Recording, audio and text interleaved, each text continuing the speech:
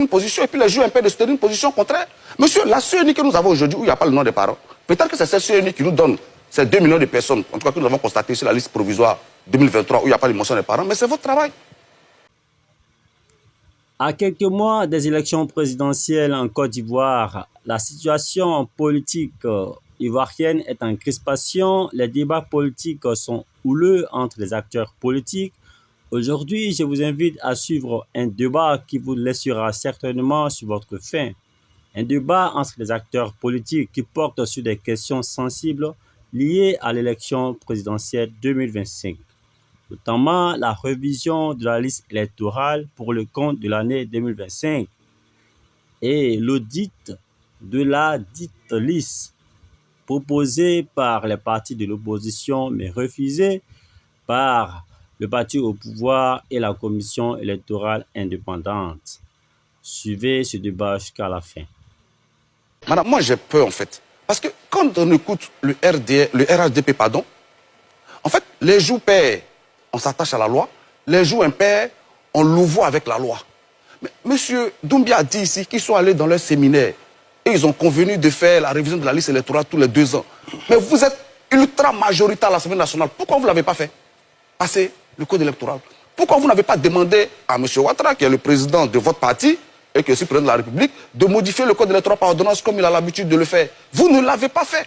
Et vous en prévalez aujourd'hui sur le plateau pour justifier le fait que la CEI ne fasse pas son travail. Mais monsieur, ça fait peur. Vous dites, vous aussi, quand vous êtes allé dans votre séminaire et vous avez constaté que 2 années durant, la CEI n'a pas fait de révision de la liste électorale. Vous êtes conscient qu'il y a des budgets qui ont été mis à la disposition de la CEI. Vous n'avez même pas jugé utile de demander des comptes à la CEI sur le fait qu'elle ne fasse pas son travail. Mais vous avez plutôt cherché un petit arrangement pour faire ça tous les 2 ans. Monsieur, nous sommes en République. Et en République, comme vous êtes attaché à la loi, quand la loi fait obligation à une personne ou à une institution, mais vous ne le voyez pas avec la loi. Mais là, vous avez manqué, en tant que parti au pouvoir, à vos obligations de modifier le code électoral si vous le vouliez. Vous avez manqué à votre obligation de demander des comptes à la CEI quand on budget mis à sa disposition pour les années où la liste électorale n'a pas eu lieu. Je vois même que cette année, vous avez prévu encore 27 milliards pour la révision de la liste électorale, mais ce n'est pas bien grave, on suppose que ce ne sera pas mis à disposition cette fois-ci.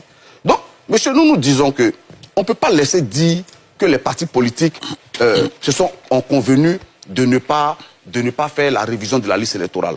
Vous avez parlé aussi de l'absence électorale.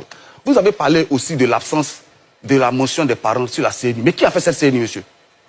Je me rappelle bien qu'au moment de la CENI, l'opposition avait insisté sur le fait que la mention du nom des parents sur la CENI était importante. Vous nous avez envoyé balader. Et aujourd'hui, vous vous asseyez sur ce plateau devant les Ivoiriens et vous dites que quand le pétitionnaire va à la CEI, il n'y a pas le nom des parents, donc on ne peut pas le mentionner. Mais c'est grave. Cette manière, les jours pairs de se tenir une position et puis les jours impairs de se tenir une position contraire. Monsieur, la CENI que nous avons aujourd'hui, où il n'y a pas le nom des parents, peut-être que c'est cette CENI qui nous donne ces 2 millions de personnes, en tout cas que nous avons constaté sur la liste provisoire 2023, où il n'y a pas de mention des parents, mais c'est votre travail. Donc ça, au moins, acceptez-le, admettez-le, et puis les Ivoiriens pourront vous le pardonner.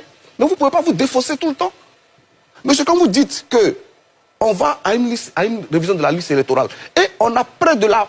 En tout cas, en 2023, on avait relevé 2 millions de personnes où il n'y avait pas la mention des parents. Et vous nous dites non, c'est pas bien grave, on peut aller aux élections avec, parce que tout ce qui importe, c'est la nationalité. Tant qu'il est prouvé que la personne est ivoirienne, elle peut sur la liste électorale. C'est ce que vous avez dit. Bon, Laurent Gbagbo, il est ivoirien, pourquoi il n'est pas sur la liste électorale? Vous voyez que votre argument, il ne tient pas. Donc ne répétez plus cet argument-là. Monsieur, vous dites encore que l'audit ne s'impose pas.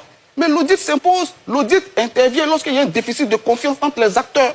Et aujourd'hui, nous n'avons pas confiance à la CEI pour nous envoyer à des élections libres, démocratiques et transparentes. Toutes les démocraties, M. Kou l'a dit, toutes les démocraties que nous saluons aujourd'hui, on fait un audit.